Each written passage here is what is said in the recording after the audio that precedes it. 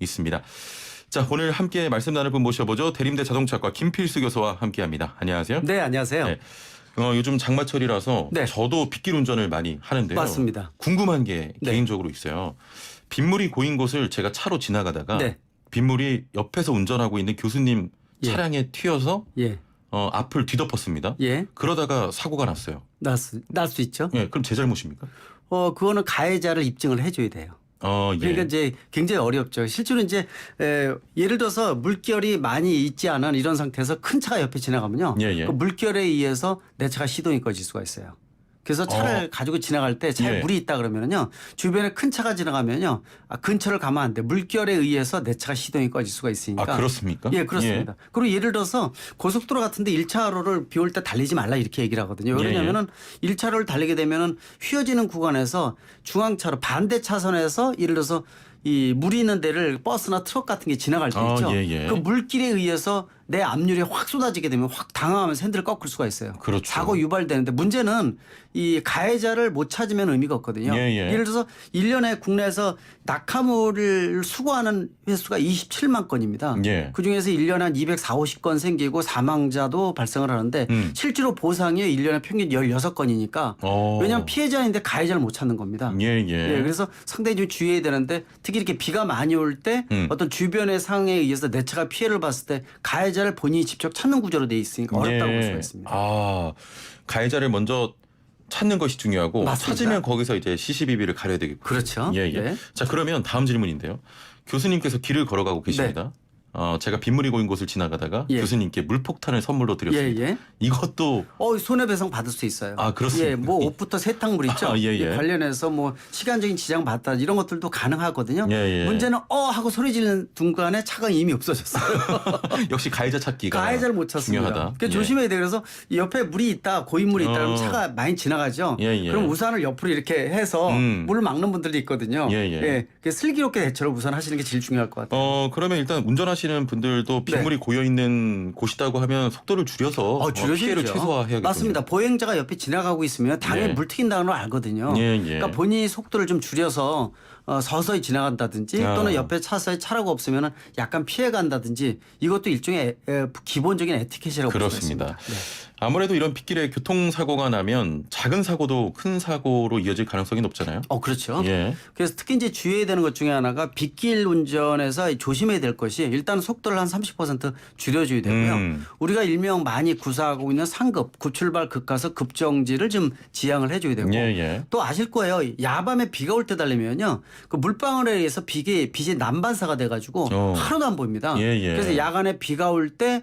1차로를 달리지 말라 이렇게 얘기를 해요. 야간에 비가 올 때는 1차로로 주행하지 말아라. 그렇습니다. 예. 물론 이제 에어컨이나 이런 것도 중요하고 또 어두워지게 되면 전조등 켜는 습관은 기본입니다. 예. 요새 도심지 중심으로 해서 스텔드카라고 아무것도 안 켜고 달리는 차 있죠. 무섭습니다. 그렇죠. 예. 한두 대는 이렇게 보시면서 깜짝깜짝 놀라시는데 이게 비가 올 때는 더 안 보이기 때문에 그렇죠. 사고의 가능성이 훨씬 크다는 거. 예. 그리고 와이퍼 고무도 좀 갈아셔야 되고 워셔액 충분히 넣으셔야 되고요. 그다음에 타이어도 우리가 트레드 홈의 깊이가 없어져서 마모가 많이 되면은 예. 우리가 일명의 수막 현상이라고 해서 미끄러지는 물 위를 달리는 현상도 그렇죠. 생기고요. 또 배터리 점검 등등해서 한두 가지가 아니기 때문에 특히 빗길에서 이렇게 장마철인 경우에는 더더욱 조심해야 된다 이렇게 보고 있습니다. 예.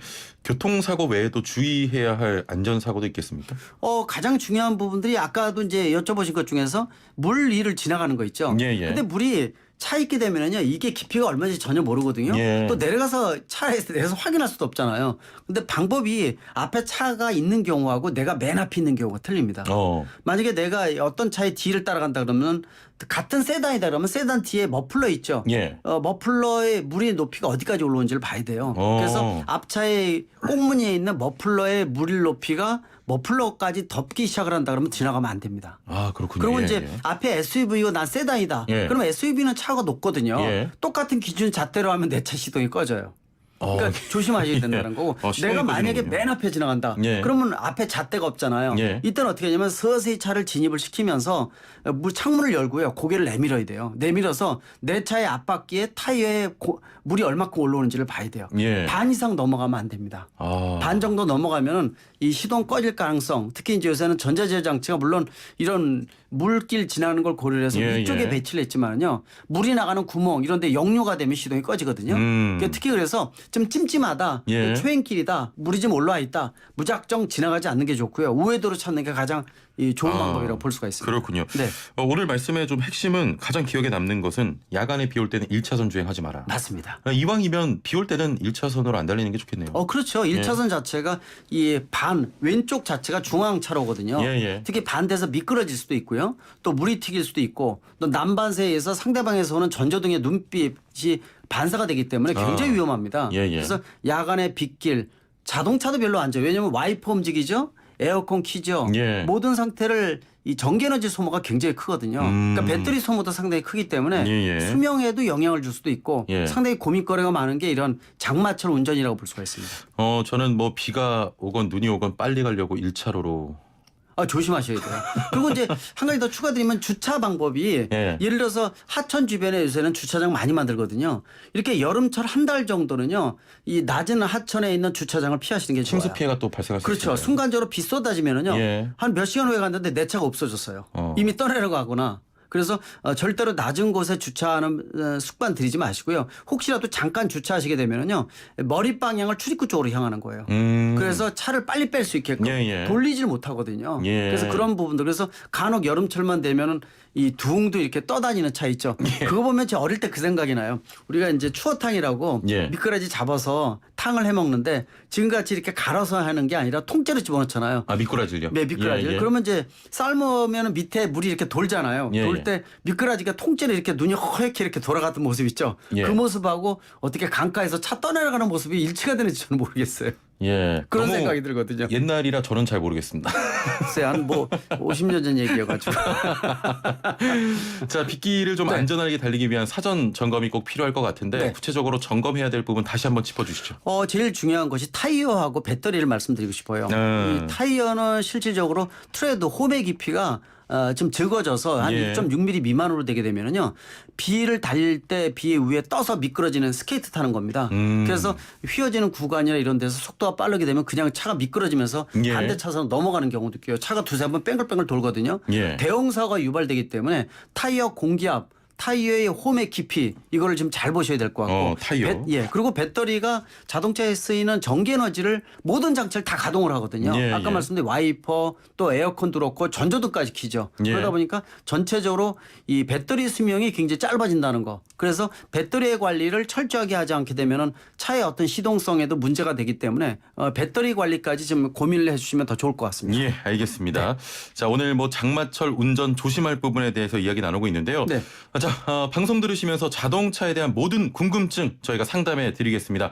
지금도 많은 분들께서 질문 주고 계신데요. 선착순으로 진행되니까 지금부터 빨리 보내주시고요. 단문 50원, 장문 100원의 정보 이용료가 있는 문자 메시지로 보내주시면 함께 이야기 나눠보겠습니다. 또 스마트폰 사용하시는 분들은 YTN 라디오 애플리케이션 이용하시면 보이는 라디오와 실시간 댓글 참여까지 한 번에 할 수 있습니다. 지금부터 자동차 상담 시작합니다.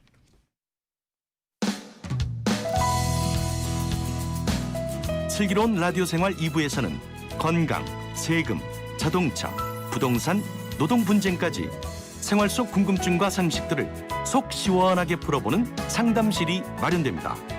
상담이 필요하신 분은 유료 문자 샵 0945, 우물정 0945번이나 YTN 라디오 전용 애플리케이션 예스 채팅창을 통해 참여하실 수 있습니다.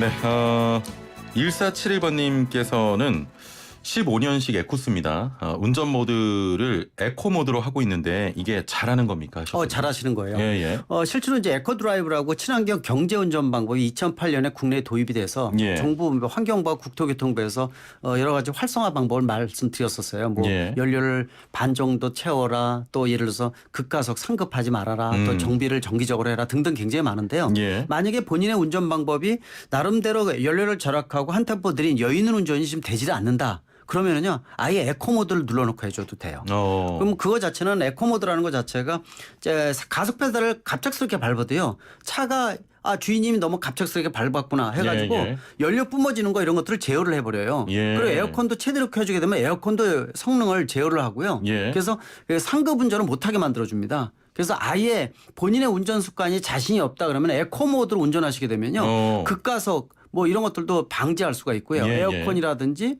또 중간에 연료가 낭비되는 것을 상당 부분 감소시킬 수가 있어서 예. 가장 좋은 연료 절약 방법이 에코 모드 누르고 운전하는 방법이라고 볼 수가 있습니다. 혹시 에코 모드가 위험하지는 않습니까? 절대로 위험하지 않아요. 예. 뭐 물론 이제 우리가 급가속을 하게 되면 차가 밟은 만큼 튕겨나가지 않습니다. 예. 그래서 특히 이제 뭐 고속도로나 이런 데서 순간적으로 추월 같은 거 할 때는 순간 속도가 빠르거든요. 이때는 에코 모드로 하면 밟아도 차가 이 추월할 때 좀 영향을 받을 수가 있으니까 이때는 노멀이라든지 아니면 스포츠 모드를 한다든지 예. 잠깐 바꾸시고요. 평상시 나는 그냥 일반적으로 이런 거 추월도 안 하고 내 차로를 항상 유지하면서 달려 그러면은 에코 모드로 운전하시게 되면은 연료 절약 확실히 될 수가 있습니다. 그렇군요. 네, 차에 무리가 안 갑니다. 예, 잘하고 계신 겁니다. 네, 그렇습니다. 1003번님께서는 비 올 때 썬루프 둘레 패킹 쪽에서 물방울이 간헐적으로 썬루프 아래 물바디 쪽으로 떨어지는데 네. 구조상 자연스러운 현상입니까? 하셨거든요. 아닙니다. 물 새면 절대로 안 됩니다. 예. 지붕에서 물 새는 겁니다. 밑에다 옛날 깡통 놨던 기억이 나거든요. 그것도 한 50년 전 얘기네요. 저는 모르는 이야기를. 깡통 여러 개 놨었거든요. 예. 자다 말고 깡통 쓰러뜨려가지고 그런 경우도 있었는데 예. 차에 지붕에서 있죠. 썬루프가 저는 권장을 안 해요. 옵션 중에서 지금 보면은 파노라마 썬루프라 해가지고 지붕에 예전에 말씀드렸을 거예요. 예. 모노코크 바디라고 해서 위에 에너지가 집중이 돼서 지붕에서 분산시켜주는 굉장히 중요한 구조인데 지붕에다 구멍을 내고 유리판을 집어넣어 버리니까 안전상에도 좀 안전상에 문제가. 별로 안 좋아요. 예. 그리고 예전에는 차종에 따라서 이게 틀어지면서 유리가 통째로 깨지는 경우도 있었고요. 아하. 그런 여러 가지 문제가 있었는데 그래서 예. 아시겠지만은 썬루프를 제가 말씀드린 이유가 이용을 자주 하게 되면은요 150만 200만 원치 넣어도 괜찮은데 실제로 1년에 한 번도 안 열거든요. 예. 제 차도 썬루프가 그냥 기본 옵션으로 장착돼 있었는데요. 저 담배도 안 피고 예. 썬루프를 언제 열어보냐면은 한번 딱 열어봐요. 동작이 되나? 예. 그리고 이제 이거 움직여지나? 그것 때문에 열어봐요. 그러니까 이 고무 패킹 쪽이요. 예. 오래되게 되면 이게 이제 경련 변화가 생겨요. 그럼 탄력성도 떨어지게 되면 지금 말씀하신 대로 물방울이 맺힌다든지 한두 방울 떨어지게 되면 그게 시작점이거든요. 예. 그래서 미리 문제가 더 커지기 전에 한번 정비를 받으셔서 예. 고무 패킹을 완전히 새 거로 갈아주셔야 돼요. 이게 왜 그러냐면 고무 패킹이 경련 변화가 생겨서 딱딱해지면서 탄력성을 잃어버려서 예. 습기가 들어오는 거니까 그러니까 쓰지도 않고 또 애물단지 된 거 아닙니까? 예. 그게 별로 좋아하지는 않습니다. 일단은 뭐 자연스러운 현상은 전혀 아니고요. 아닙니다. 콜센터에 방문해 보시길 바랍니다. 9555번님 경유차는 10년만 타야 되나요? 소리가 너무 큽니다 하셨네요. 원래 소리가 큰 게 경유 엔진입니다. 예. 그래서 원래 이 가솔린대에 비해서 승용차에다가 이제 디젤 승용차 이게 들어온 이유가 공간도 좁지만은 기술 개발도 많이 되면서 승용차 가솔린 승용차 세단 하게 되면은 정숙성, 안락감, 소음 없고 진동 없고 이런 게 장점이었는데 예. 디젤이 그만큼 많이 장점이 부각이 되면서 소음 진동이 많이 없어졌어요. 그러나 가솔린에 비해서요 소음 진동은 분명히 더 많고요.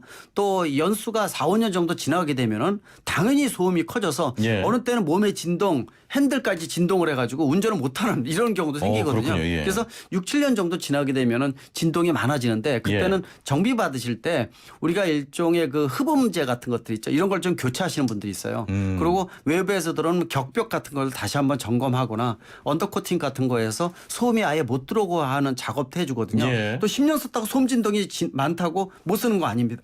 정비하시면 될 것 같고요. 정비요. 문제는 이제 정부에서 신차를 사더라도 3등급부터 시작을 하고요. 예.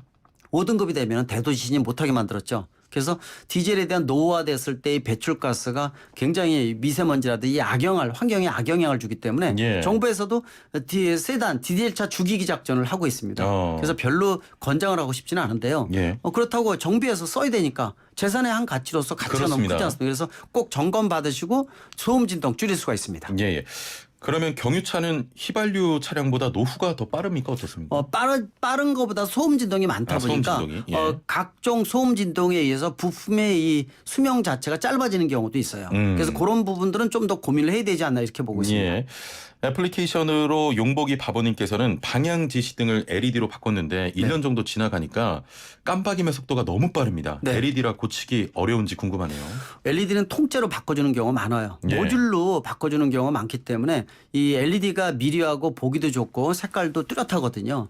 대신 이 수명이 상당히 긴 게 장점인데 만약에 이게 고장났다 그러면 통째로 바꿔주는 경우 있고요. 예. 또 속도가 빨라진다는 얘기는요. 한번 정비업소에 들리셔서 프레셔 유니트라고 해서 우리가 깜빡 릴레이라고 그럽니다. 예. 우리가 이제 오래되게 되면은 어느 순간 몇 년 지나면은 깜빡이는 속도가 보통 법적으로 60회에서 120회예요. 예. 이거는 우리가 사람이 심장 뛰는 거하고 비슷하게 만들어져서 예.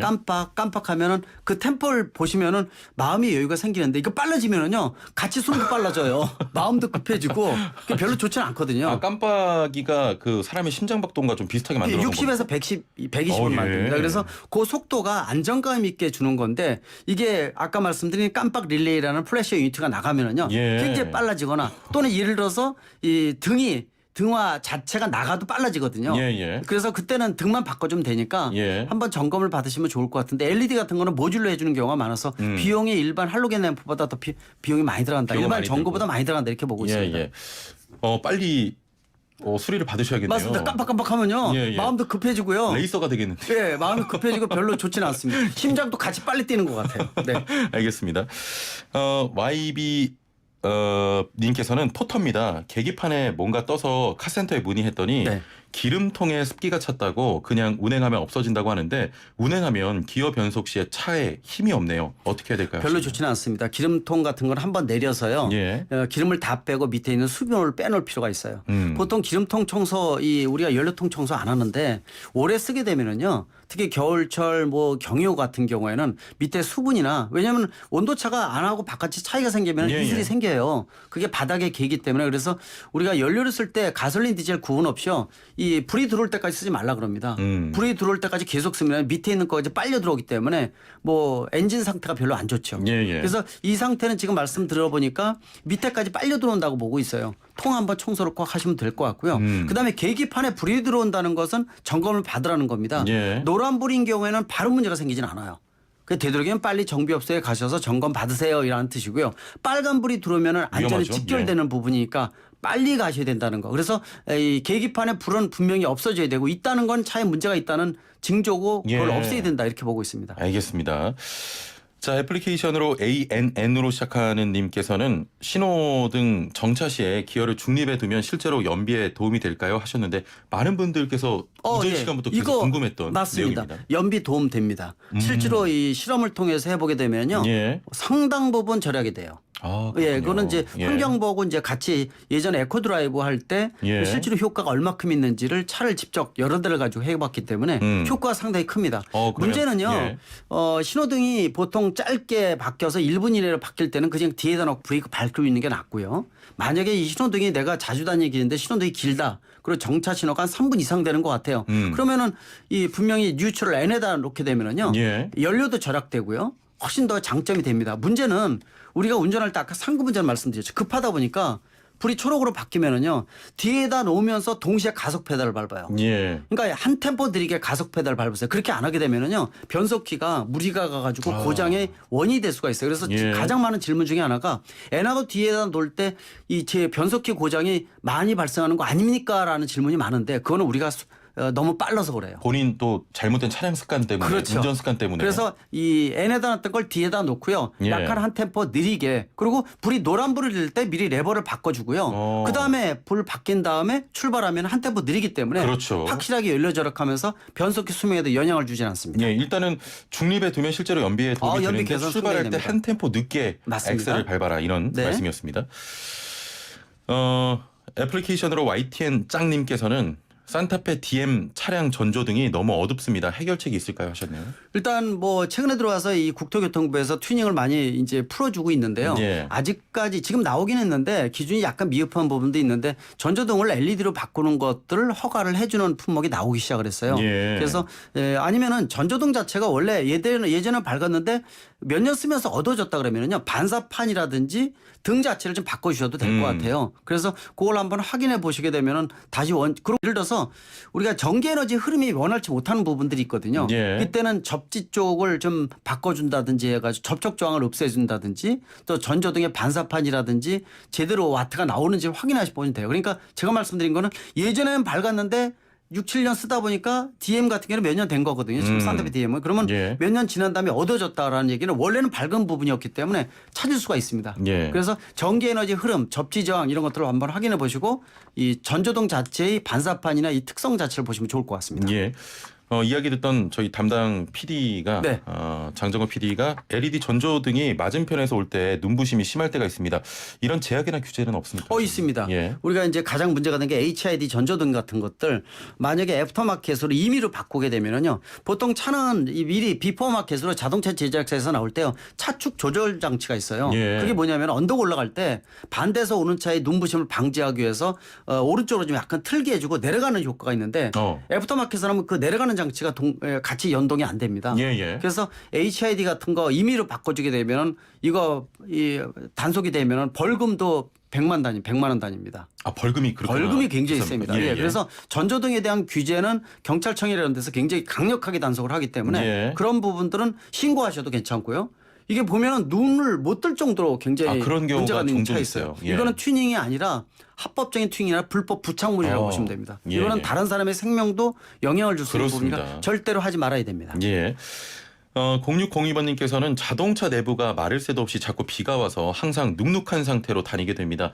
자동차 내부 습기 없애는 방법 알려주세요 하셨네요. 별로 좋지는 않네요. 보통 이제 차라는 게 밀폐가 잘 돼 있어서 안에 뭘 넣으시면은 제일 좋냐면은 이 커피 있죠. 커피 가루. 커피 가루요? 예, 커피 먹은 가루 말고 있죠. 먹기 전에 가루 있죠. 예. 가루를 좀 봉지에다 놓고 아니면 좀 열어서 컵 같은 데 놓고 있으면은요. 예. 이게 내 차가 습기가 어느 정도인지 보려면은 일주일 정도 지나면 이게 덩어리가 돼 버려요. 그럼 그 차에 습기가 외부에서 많이 들어오는 겁니다. 예. 특히 이렇게 장마철 같은 게 비가 많이 들어온다. 실질적으로 젖은 몸이나 아니면 우산 젖은 걸 가지고 들어오면 안에 습기가 있으니까 당연히 그런데요. 그렇지 않은 상태인데도 불구하고 커피가 되게 굳는다. 그럴 경우에는 습기가 있는 거니까 별로 좋은 건 아니죠. 그래서 아까 말씀드린 대로 밀봉어로 고무라든지 바닥에서 언더 코팅이라든지 이런 것들 나중에 한번 처리하시면 되고요. 혹시 습기가 있다 그러면은 안에다가 요새 기능성 그 습기 제거제를 차량용으로 판매를 해요. 그거를 앞뒤에 구석에 두세 개 놓으면은 잘 빨아들여요. 옛날 우리가 말하면은 집에서 쓰기는 습기 제거제들 있죠. 그거 차량용으로 나오고 있고 또 한 가지는요. 그냥 비상 바닥에다가 신문지 있죠. 신문지가 습기를 제거하는데 가장 좋아요. 그래서 오래된 신발 겨울용 신발 보관할 때 신문지 뭉쳐가지고 신발에 놓잖아요. 똑같이 차량용 같은 경우에도 바닥에다가 신문지 좀 깔아놓으시고 혹시 겨울철에 바닥에 물이 좀 약간 스며 들어왔다. 그럼 역시 신문지 두껍게 해서 깔아주시면은요 습기 굉장히 잘 빨아들이니까 그리고 기능성 습기 제거제 같이 사용하시면 더 좋을 것 같아요. 습기 제거제를 뭐 앞좌석 뭐 2개, 뒷좌석 2개 이렇게 바닥에다 놓고 안 보이는 구석에다 이렇게 놓으시면은요 신문지도 좀 깔고 맞습니다. 알겠습니다. 자 오늘도 뭐 많은 질문과 또 고민들이 들어왔는데 오늘 역시 답변 감사합니다. 지금까지 대림대 자동차과 김필수 교수와 함께했습니다. 대체